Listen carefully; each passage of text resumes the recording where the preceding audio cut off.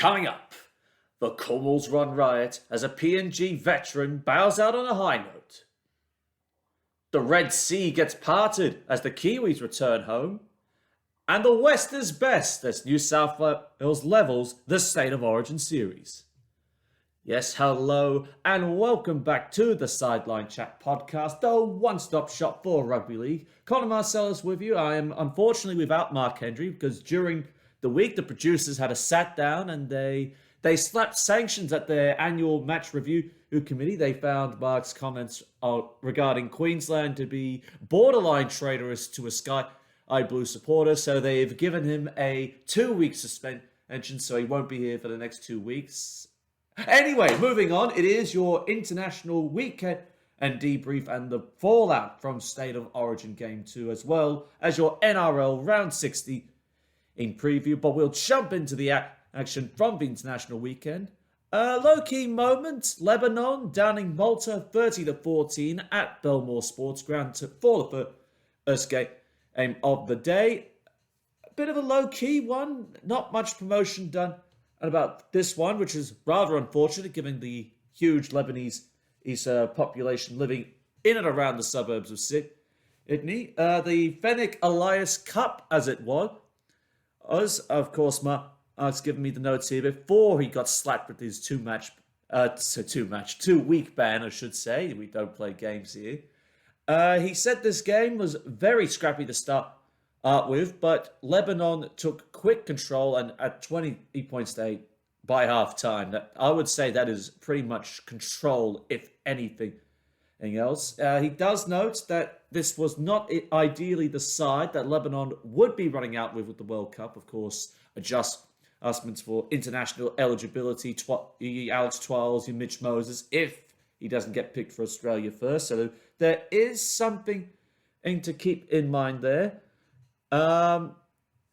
Malta apparently showed plenty of courage, according to Mark, but they just couldn't get round them with the minimal preparation done there. But clicking quicker did Lebanon in ultimately deciding the momentum of the game. Bilal Marbani, I think, was one of the standout players right here. A double in the 6-try haul for the Sea Eaters with their coach Michael Cheika stuck in Argentina. 2 tries and 3 from 6 goals converted based on the limited information left there.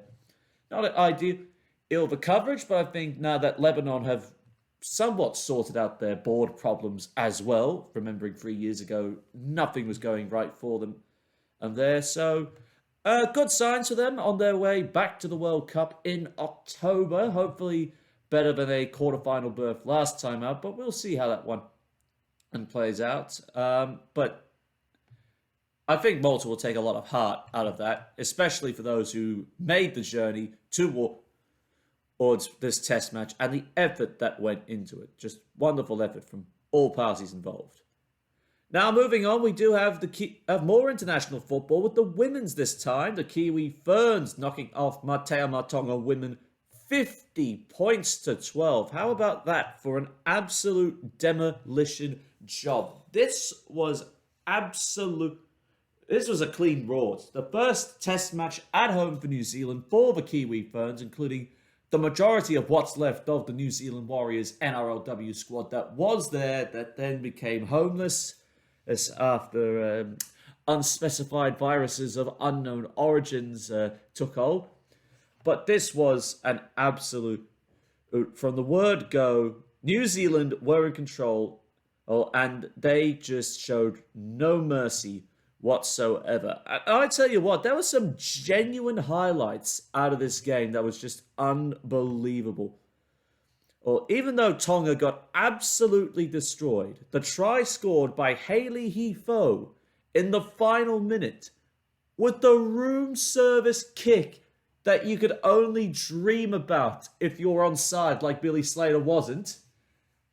This was an absolute gem. I mean, never mind the fact it read 11 tries to 2. That was just a highlight in of itself. But other than that, at the strength that the Kiwi earns from really the word go. 18 minutes gone, and there were already 4 tries on the board. Half an hour, it was 5. And 30-0 at halftime. But I'll tell you what, Matty Bartlett, once of the Dragons, now joining the Gold Coast Titans, had an absolute blinder. 2 tries, 136 running meters, 2 line breaks, and 4 tackle breaks in an absolute spectacular performance from the Kiwi Ferns. Mark does note that Tonga will be bitterly disappointed by getting beat by this margin, but as he put it, it was just going to be hard to beat New Zealand. And from a tackle 5 kick, of course, we just touched on that, but the Ferns put in a masterclass at home, and it just doesn't get any better than that. It seriously doesn't. And really, with the Women's World Cup right around the corner as well as the men's, that's a warning shot across the bow if ever you've seen one right there. And speaking of New Zealand, they in the men's side will also get in action alongside their Mateo Tonga male counterparts. Also, board issues being resolved as well. Dean Young stepping in for Christian Wolf while he fulfills his duties with St. Helens.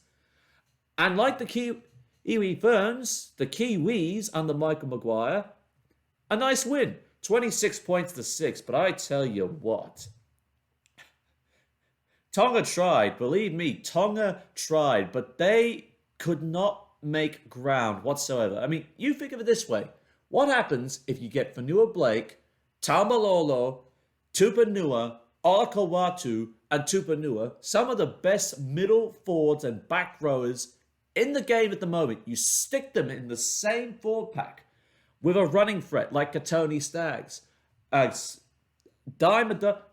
shouldn't say dime a dozen, but first-class wingers like Sione Katoa, a wrecking balls like Moses Suli and Siusifa Talakai. What happens if you throw all of them into a Tonga jersey? Well, as it turns out, they get absolutely demolished in the middle. The rugged defense of New Zealand was just anything. I sort of saw this edge coming as well. This home crowd edge. Even though both might have considered a home game, this was a homecoming for the New Zealand players. And I think that played a huge factor in this absolute gem of a performance with all these rookie talents. Dylan Brown, absolute outstanding performance. Then they just tore them up through the middle. And this exuberant youth, Jerome Hughes, my God. But it doesn't top this right here from stand-in fullback, who's really made the position undisputed at the moment. Joey Manu. Get this, not just 7 tackle breaks, not just 1 line break, or a line break assist or 2 offloads.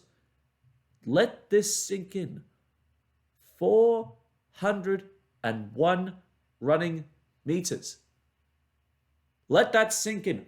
401 in the run meter column. They said 300x, I think during the coverage. Once adjusted by the official NRL website, 401, the most meters ever made by a rugby league player either side of the world in history. Joey Manu has set a record right here. Will it be broken? I don't know. I can't see the future. But I tell you what, and he was opening up the Tonga through the middle as well. And of course, Ronaldo Mulatalo scored a nice couple of tries right there, but it was just too good. An absolutely phenomenal performance. And not to mention the fact he also forced a goal line dropout. Mark noting, is he from another planet? Well, I think the answer is no. He's a freak. He is a dead set freak and one of the best centers in our game that is quite capable of being fullback, which is saying something about the man's qualities. And if he can just turn it on for the Roosters, it's because they need him to fire, which he will, but you know how it goes. It starts there, but look, absolute first-class defense from the Kiwis. Kenny Bromwich, Dylan Brown amongst the most destructive forces, and excellent kicking from Jordan Rapana at the international level. But there was not just the only action on. We also had Samoa play the Cook Islands with Toa Samoa running out 42 points to 12. This was another demolition job right here. The Cook Islands just got picked off all around the edges with the skill, the speed, and just the plain ridiculousness of this side absolutely flourishing in this international environment. And they tried, Cook Islands, they did try to get some momentum back early in the second half, I would say. But once the first intercept went the way of David Norfoluma, that was just dead. That was just the absolute drop-off point right now. Now, you think about who's in this Cook Islands side. Both the Masters, Stephen and Isan. Isan had the captaincy or shared the captaincy that night. Tinarau Arona came all the way from Wakefield to play in this game. Anthony Gelling somehow bounced into a Cook Islands shirt. How did that happen? I don't know. And then you had smaller players from various reserve grade competitions. The Rennies, Pride Peterson, Rabate. Kale Iro was in there. Of course, his father, Tony, I think, from memory, was coaching the side as well. But Matt Parrish has just got something out of Samoa that he's not gotten out for some time. And Anthony Milford, I gotta say, that was probably one of Milford's better performances all year. We lambast him because he's this maligned player from this failed $1 million man of the Broncos.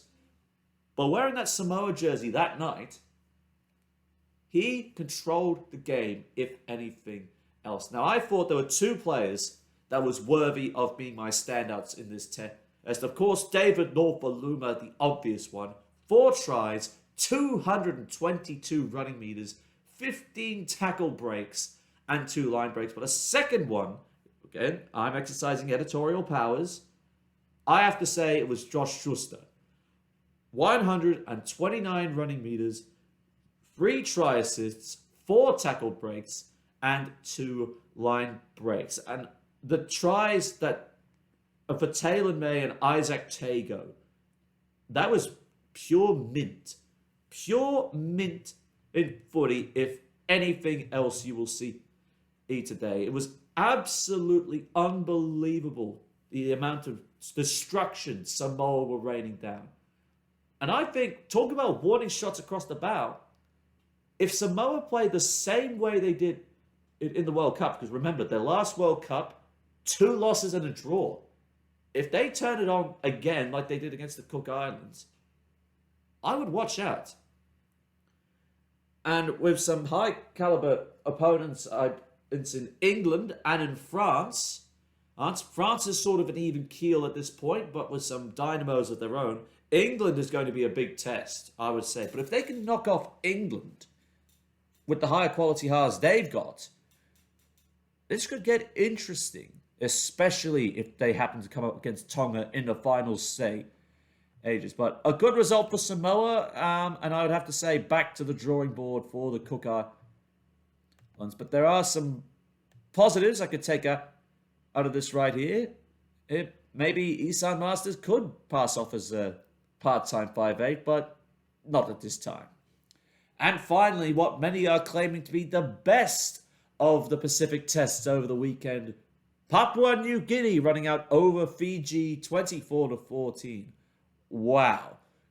Just wow. What a result we got out of here. Rugby League was the winner this night. International Rugby League especially so.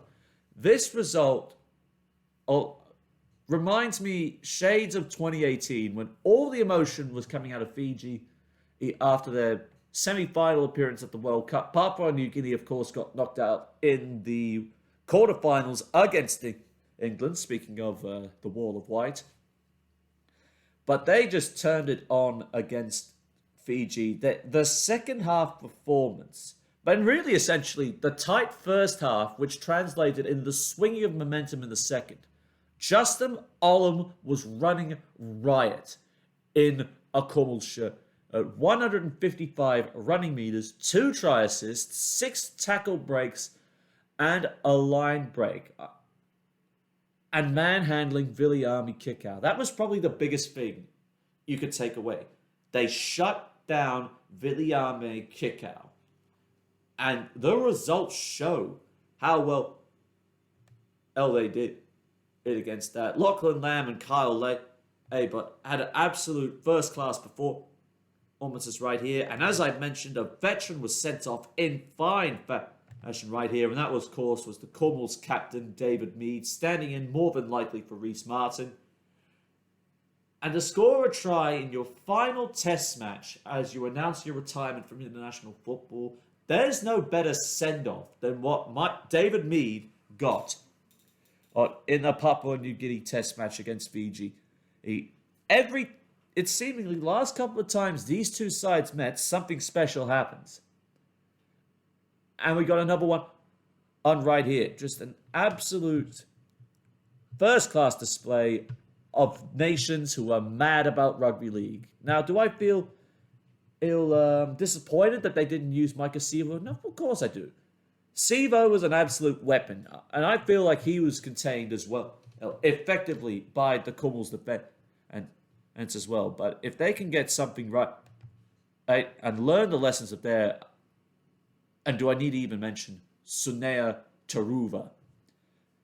Where do the Panthers keep producing these guys? I would like to know, just like, if there was a cheat sheet that the Penrith board have got, where they've got all these, through all their catchment areas, where they see these rookie players coming up and it's like, yeah, we'll take that one. We'll select him. We'll put him in the top 30 there. Or is he going to get an international jersey? Well, we'll see how well he does. And then we'll say, we told you so. Well, you told us so. Again, Penrith, arguably the best junior rugby league development area. Just nothing like it. And how is he going to fit into the side as well? Well, we'll just see how that one goes. But damn, where do these guys keep coming from? There must be something in the water at Penrith, or maybe because Gus left his coffee behind.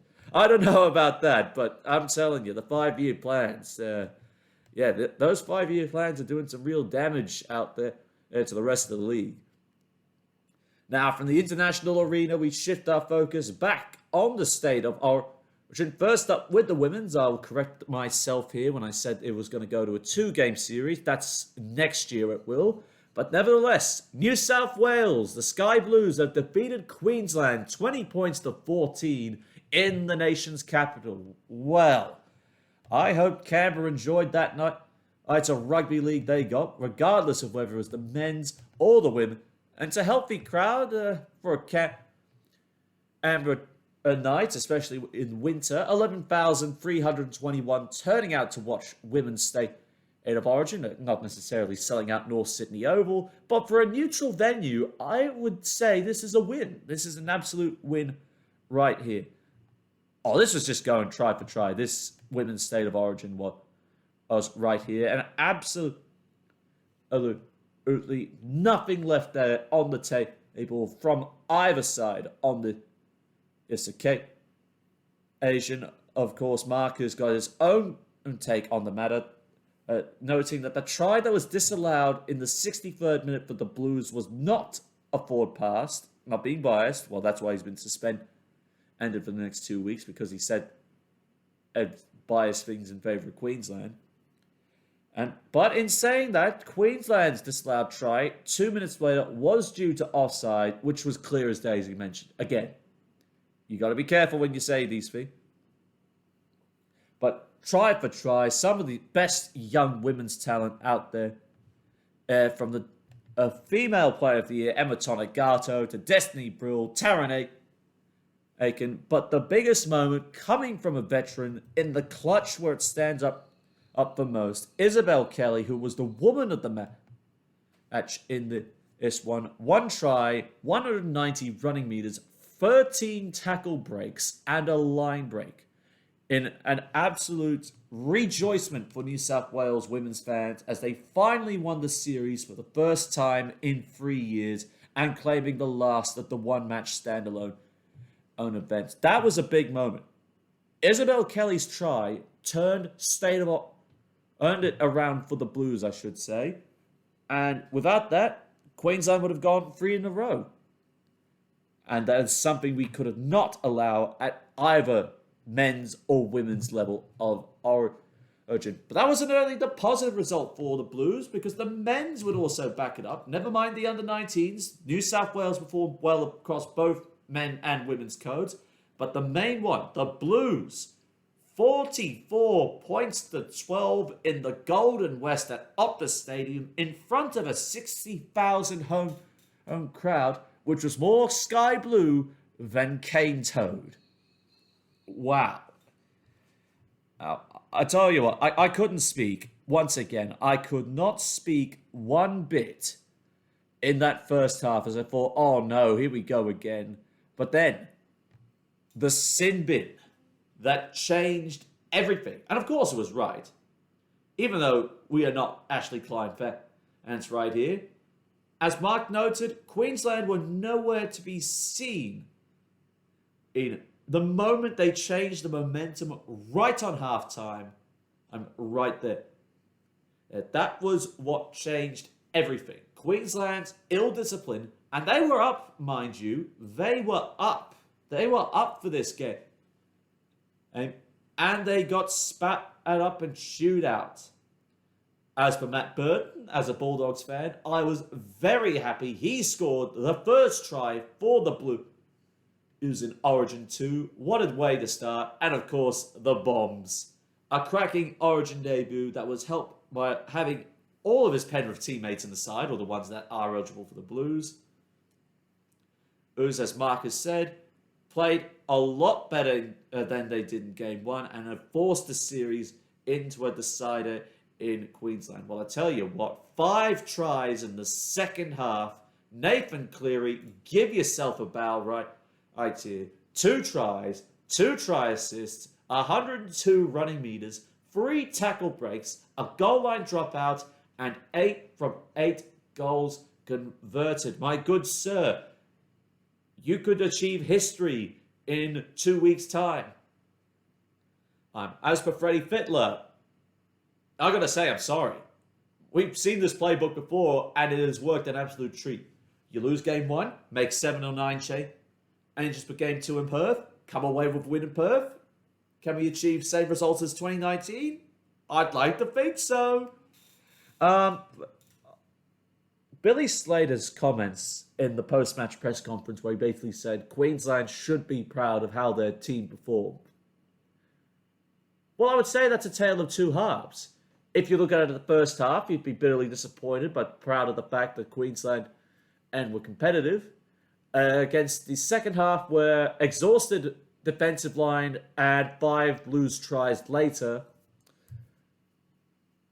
Well, I think he's probably just downplaying this personally because he's looking for a response. And I think this is where we have to be careful here. We've got all this confidence going into Game 3 at Suncorp Stadium, where we have not won a decider up there since 2005. So that's 17 years we have not won a decider at Suncorp Stadium. Is it impossible? No, ask Andrew Johns in 2005 because he did it after losing Game 1 and he was recalled in an SOS. So, not impossible, but we have to be at our best to take Queensland on because 52,000 screaming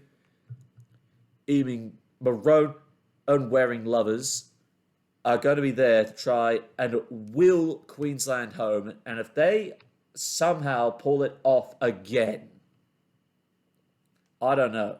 I honestly don't know. It's shaping up as another unlosable Origin series. Shades of 2020 all over again as Queensland pull off yet another classic.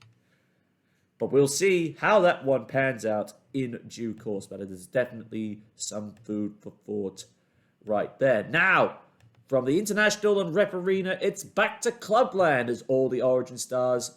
Some have come through unscathed, others have got question marks over their head as we begin round 16 of the National Rugby League with the Manly Sea Eagles taking on the Storm at 4 Pines Park in Thursday night footy. Well, there's been a couple of speculation Asians there with Melbourne. Cam Munster has been named, but he is looking in doubt, whilst Felice Kafusi is travelling to the US for family reasons. So Chris Lewis moves into the starting side with Josh King, whilst Jaden Nikorima joins the bench. Ryan Pappenhausen back for the first time in a while after hamstrings and spicy coughs have kept him sidelined.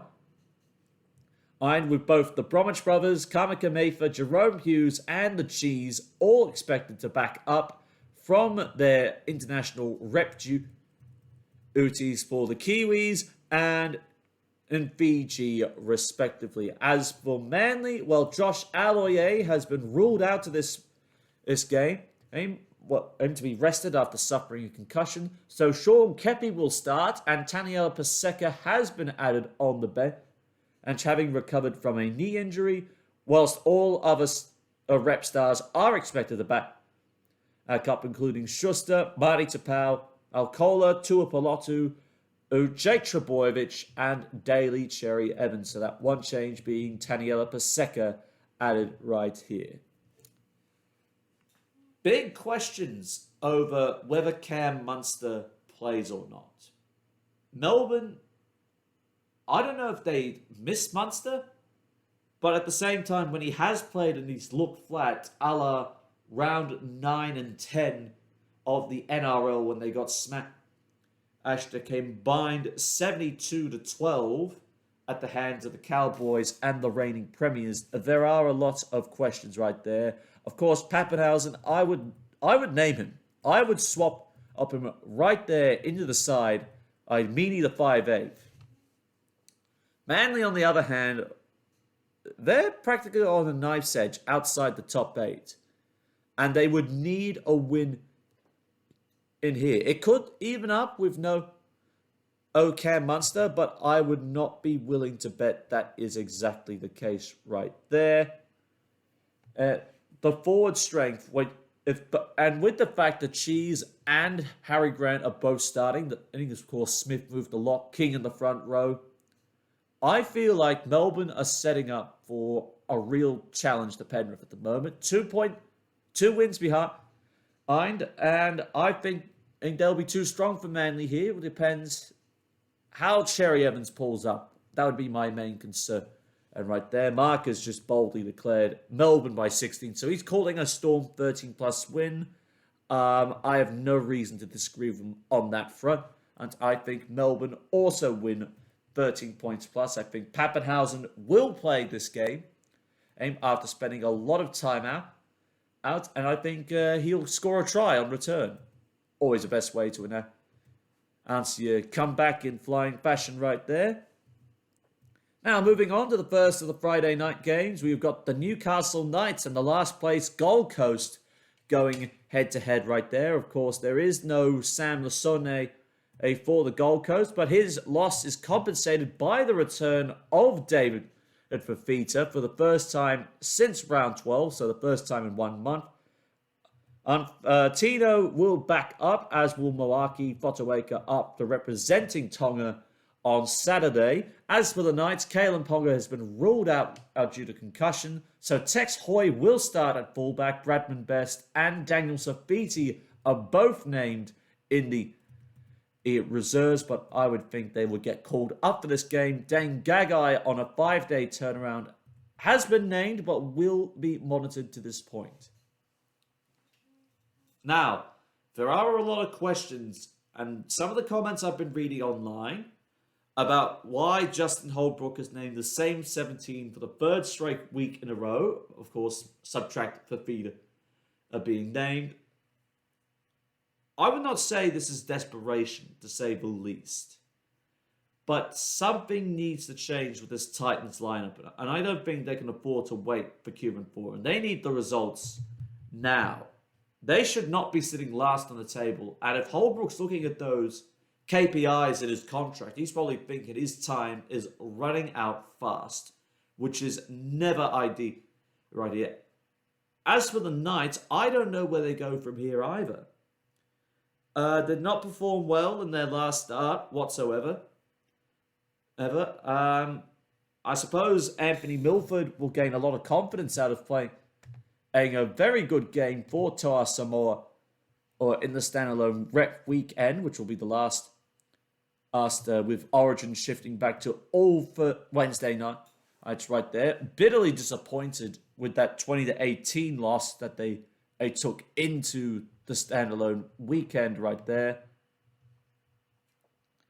This is a game. There's a couple of games that could go either way right here. I think this is another game that can go either way. Of course, the Titans are bitterly unlucky not to upset the Sharks.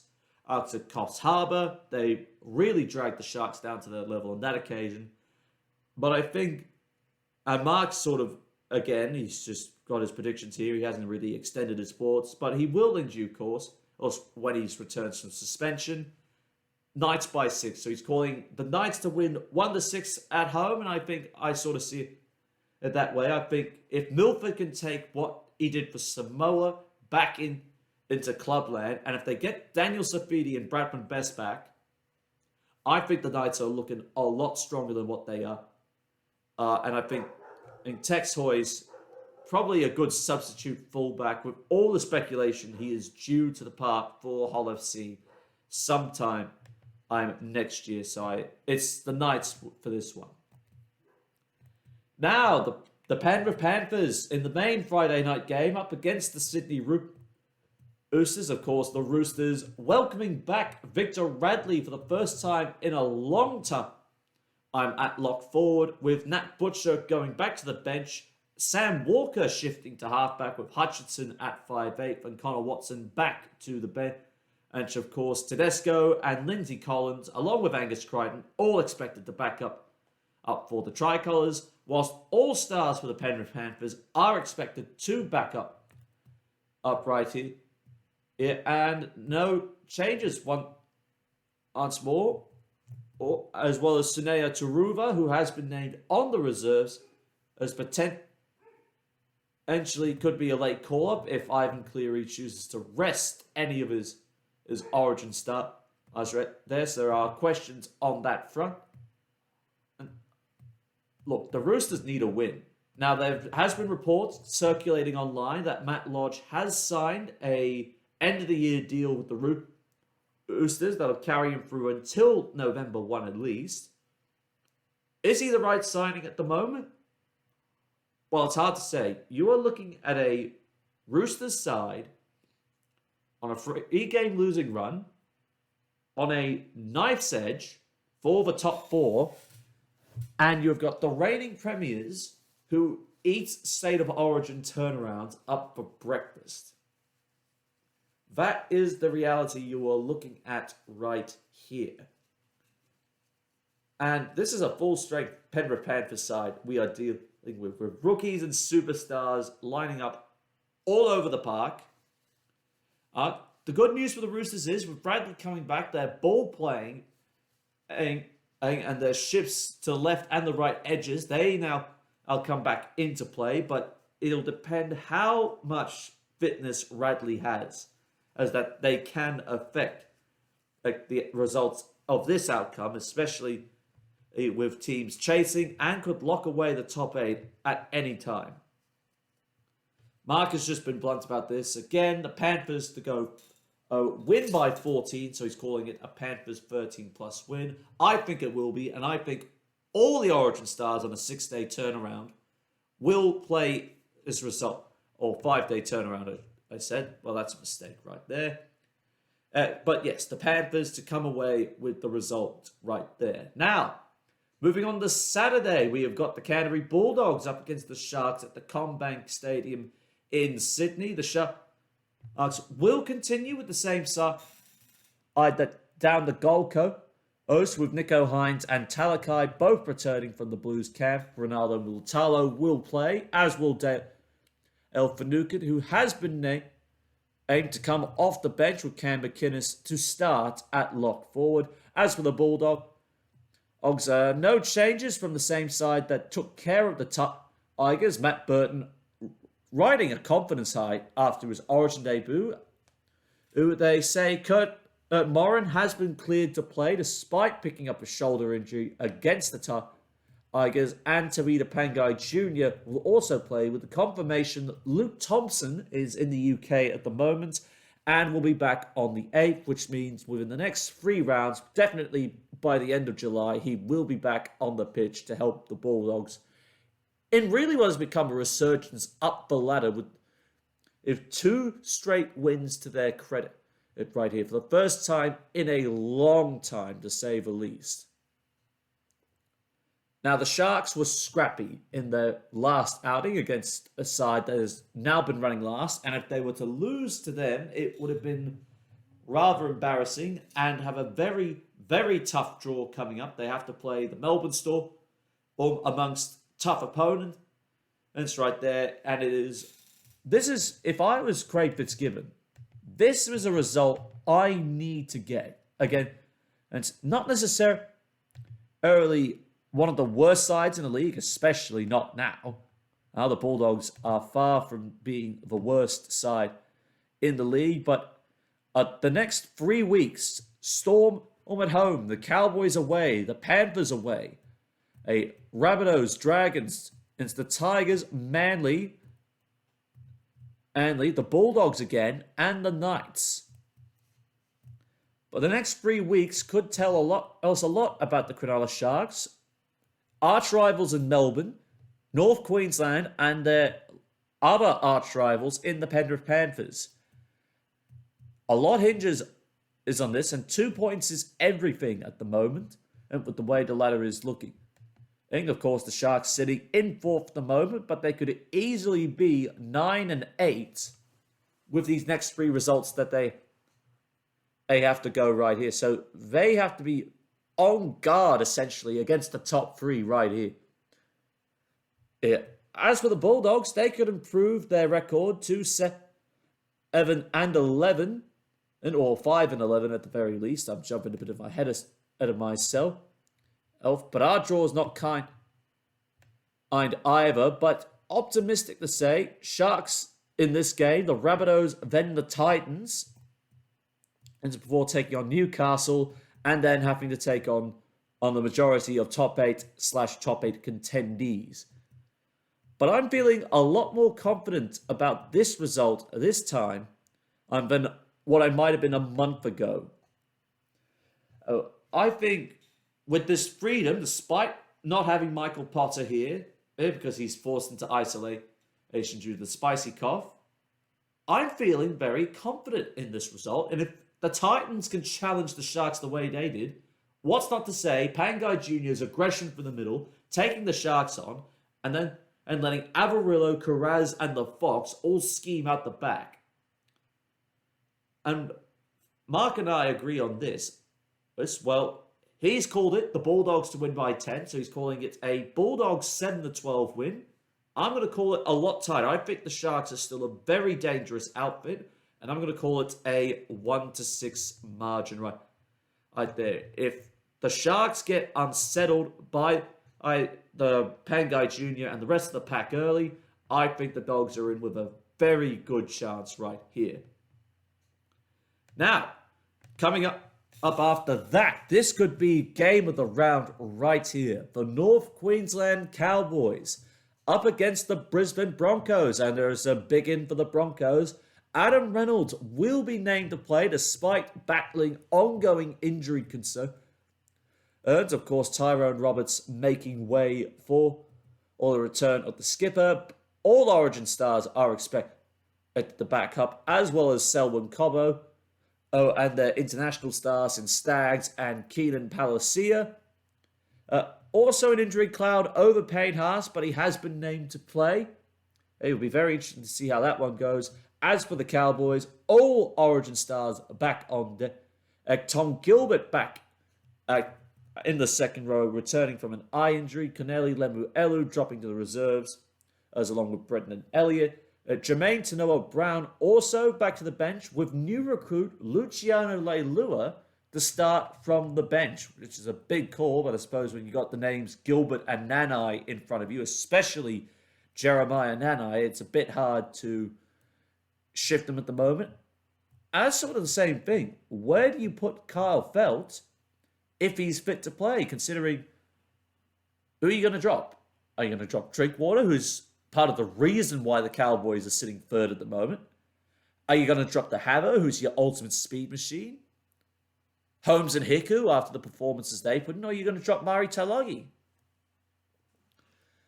But this game right here, this is going to be... I am seeing this turning into another Broncos-Cowboys classic right here. These two sides, bottom four last couple of years, they are top four right here, right now. And both, I actually think, and I sort of agree with what Paul Kent from NRL 360 said, when he said there were 4 or 5 teams, a third of the premiership, who are realistic chances. Of course, the Panthers are probably a golden chance, as are the Melbourne Storm. You know what? I'll rank it to you this way. Panthers, S tier to win the premiership. Melbourne, I would say they are an A tier, borderlining S tier at the moment. And I just think there's something... Well, just considering the Panthers is overwhelming dominance over them and creating classic matches in recent times. And then I would have the Broncos, the Cowboys, and I'm going to chuck in the Eels. I think they're all A tier for winning. I think they're all decent chances. At this point in time, they could all be there in October to lift the Premiership trophy. But getting back to this game, last time they met, Townsend bullied the Broncos with his kicking game and Jeremiah Nanai out-jumping the Brisbane defenders. I think Kevin Walters will have learned from this, and I think they'll be looking to tighten up their defense and not giving Townsend as much time and space as he enjoyed all the way back in round 3. Again, those injury concerns against Haas and Reynolds could come back to haunt them, but with the combination Staggs-Cobbo and the excitement machine that is Ezra Mam, this boom product that they got coming on, I think we are going to be in for an absolute entertainment, a blockbuster. Mark has called a very interesting prediction, but unsurprising for traditional Broncos-Cowboys derbies. He is calling it the Cowboys to win by 1 in Golden Point. So he thinks this result's going to go to Golden Point. And he's calling it a Cowboys 1-6 win. I don't know. This is the game of the round, and it's a result that could go either way. And it's the other way I'm going to go. I think if Reynolds can get through and Haas plays, I think the Broncos can do this. I think the Broncos can win this. Adam Reynolds field goal, whether it's 1 or 2 pointer, I think the Broncos win this 1-6 in a very thrilling engagement. And the final of the Saturday night game sees the Rabbitohs square off against the Eels at Accor Stadium. Of course, the Eels running out with the same side that downed the Roosters is 26-16 at the comeback. And the following in week only Junior Paulo to worry about from Origin. And with, of course, Brown, Niokore, Blake and Sivo getting through their test matches unscathed, with Nathan Brown once again added to the reserves. As for the Rabbitohs, a big inclusion, Latrell Mitchell back at fullback after spending several weeks on the sideline. Lachlan Ilias retained at fullback despite getting hooked by the Dragons. Cody Nikorima dropping back to the bench, and Blake Taaffe, 18th man. That's a rough call. Right there. That is a rough call. Well, a couple of the other changes. Mark Nichols named to start, with Tom Burgess going back to the bench. Now, this is the test for Parramatta, because they have had results like this and failed to back up the following week. But after the way they played against the Roosters, I have full confidence in Brad Arthur to get back-to-back performances of that caliber against against the Roosters, against South Sydney. Now, Latrell Mitchell coming back is big. But how fit will he be, and how much of an influence will he have on this result right here? Now remember, he did his hamstring, been ruled out since round 5. That's how long he's been out, since round 5 all the way back in April. And in that time, he's been to the US, got his hamstring sorted, then tested positive for the spicy cough on his return. And you're asking him to play his first game in almost 3 months and expect him to be the same Latrell Mitchell that was absolutely barnstorming in recent years gone by. Look, I'm sorry. I don't think you're going to see it that way. It might take the pressure off Walker, but that just means that pressure is now shared equally between them. I think individually, Damien Cook and Cam Murray will still have a good games after backing up from Origin 2. But I think if Parramatta play hard for the middle like they did against the Roosters, they will dominate the Rabbitohs here. Mark doesn't see it that way, however. He reckons the Rabbitohs to win by 8, so he's calling it a Rabbitohs 7-12 victory. I'm going to call it an Eels 13+ victory. I think Micah Sivo to score a double. There's my bold prediction. Micah Sivo to get another 2 tries in this game. Now, a big occasion on Sunday afternoon. For the first time in almost 3 years, that's 2 years and 11 months, the New Zealand Warriors will be back at Mount Smart Stadium, Auckland, for the first time in a long time, against Brett Comorley's West Tigers. And the Tigers have gone through a couple of changes themselves. James Roberts has been named to start in the set. Enters for the first time since round 6. Stefano Utoikamanu, who is good to go as well, as he's been included. New Brown will be named to start at dummy half, with Jacob Little dumped the reserves.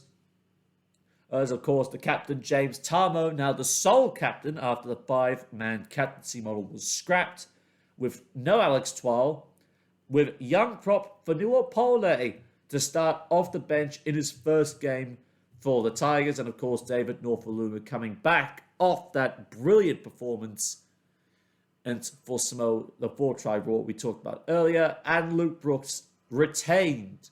Miraculously, I would say, retained by Brett Comorley. As for Stacey Jones, Ewan Aiken has been named to return in the centres, so Adam Pompey is out. Eli Katoa will replace Dunamis Louis on the bench. And with all forwards, Jazz Tavunga, Fanua Blake, and Bunty Afoa all backing up from their international appearances there. I was about to say Origin. That's not how it's going to fly. Right here. Well, the Warriors. What do I say about the Warriors after their drubbing against the Panthers, where they score 1 try to concede 40, and the Tigers, who got smashed by the Bulldogs from the word go in the second half, despite only trailing by 6 at the break? If recent history about the Warriors has taught me anything, occasions mean something. Whether they be tragedies like the Christchurch massacre back in 2019, or their first home game in nearly 3 years. The occasion means everything. And I think what the Tigers are about to walk into, because this game will be sold out, and the only time there's been a game for the Warriors that's sold out a lot faster than this, round 1, 1995, the first time they came in to the Australian rugby league scene at that point in time. And I'm pretty sure they also won that occasion as well. So that is something to keep in mind right there. The occasion and the raw emotion that you are going to see out of the New Zealand Warriors right here, as I just bring up the result from round 1 of the ARL in 1995, just to make sure I'm not... All right, narrow loss to the Brisbane Broncos, 25-22. That's how close the result was. That is how close the Warriors came to winning a game on debut in the Australian Rugby League, as it was known as the time. Coming back to this one, the Tigers are licking their wounds big time. Pressure on Brett Comorley. Can he do the job here, or can Stacey Jones get his first win as head coach of the Warriors? That remains to be seen. But this is going to be an ambush for the Tigers, and they know it. Can they do anything? I really don't see a viable path right here. The Warriors, Marcus said, will win this game by 12 points, so he's calling it a Warriors 7-12 win. I think this would be much bigger. I think this is going to be a Warriors 13-plus win, and I reckon Ronald Volkman will star in this performance. And right here. And finally, from round 16, it is the St. George Illawarra Dragons up against Ricky's Canberra Raiders, with the big in of Jack Whiten to the side, pushing Matt Frawley back to the inner, out of the side altogether. Chance Nickel-Cookstad has been named on the bench, replacing James Schiller, with Josh Papali'i and as well as Tapane and Jordan Rapana, all expected to back up from international duties for all the Kiwis right there, as well as Queensland. As for the Dragons, Ben Hunt has been named, but of course will be monitored throughout the week, and all representatives of the international sides have returned unscathed, so Hook has chosen to name the same 17 that demolished South Sydney 32 points to 12. This is another one of those games that could go either way right here. The Raiders were very lucky to get away with that win against the Knights in the last start, whilst the Dragons' first half performance was probably one of the best halves they ever played all year long. The question is, how will the Raiders back up that round 15 epic, that come from behind victory? Well, the good news is they get Jack Whiten back. Bad news is consistency has not been their friend all year long, so they would need something to upset the Dragons, who, after knocking off the Rabbitohs, are in the top 8. The Dragons are a fringe top 8 side at the moment, and they could really put some damage on here. It's always those hard decisions. Zach Wolford has obviously been a fighting for the Raiders, but if the Dragons start fast the same way, I don't see the Raiders coming back from this one. Of course, Mark has already made his mind up on who wins this. He thinks this will be a close one. The Dragons to win by 8, so he's calling it a Dragons 7-12 win. I think this will be a lot tighter, especially if the Raiders get in front at half-time and then history shows they don't play well in the second half. I think I'm also going to side with the Dragons, but I'm going to say it will be a 1-6 margin that the result pans out. And with that, that is our Rep Weekend debrief right here. If you enjoyed this part or the Betfred Super League debrief that will come tomorrow, make sure you leave a like on this part, hit the subscribe button, and don't forget to click that bell for notifications so you never miss a week of Rugby League action. Don't forget to give us a follow on our social media platform. On Facebook and on Instagram, it is at Sideline Chat, and on Twitter, it is Sideline Chat RL. Hope you enjoyed Origin 2 and the Rep Footy over the weekend, and hope you enjoyed this week of NRL action coming up. And we'll see you tomorrow for the Betfred Super League debrief.